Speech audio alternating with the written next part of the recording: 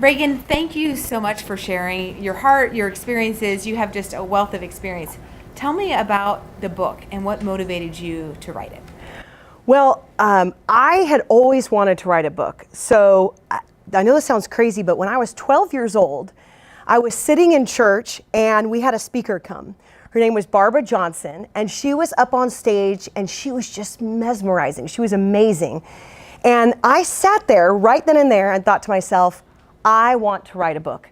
And so it's been my lifelong dream to do that. And so it's taken me 25 years, but I have finally written my book and published it. And really, it was just a lifelong ambition. Mm-hmm. So you are a busy lady. You're obviously high up in a company. You had 5,000 people working under you when you wrote this book.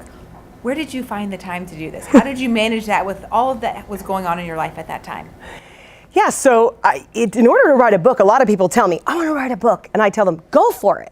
But build a support system first, because it is a lot of sacrifice to write a book. So I had an amazing husband. He was very supportive because I would go to work, I would come home, and I would work at night and work on the weekends on the book. And so you've got to have someone really supportive in your life. And on top of that, I had people who gave me incredible referrals. I had people who gave me great vendors. I mean, I had to have an editor, I'd have a designer, I'd have a web designer, I'd have a photographer. It takes a lot of people to put the book together. And so if you want to write a book, you got to have a village of support around you and help. So that's how I pulled it off with everything else I had going on in my life. Mm-hmm.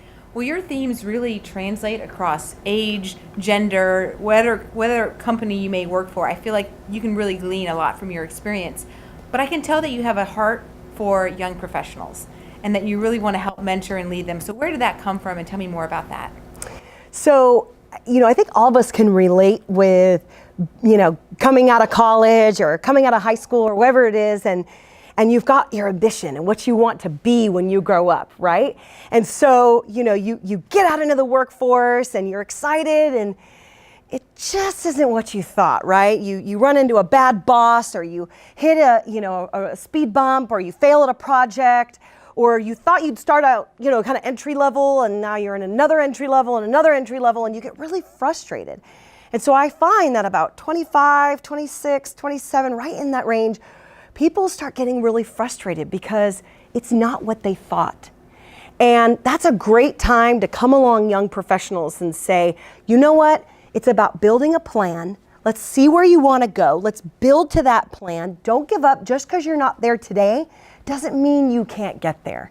And so that's why I love coming along young professionals, to help them feel unstuck and get remotivated again about what they want to achieve. Mm-hmm. Well, I can tell this is something you're passionate about. You are an amazing leader, speaker, mentor, I'm sure. I'm sure the people you work with love you. So thank you so much for sharing, and best of luck as you continue all of your endeavors. Thank you. Mm-hmm.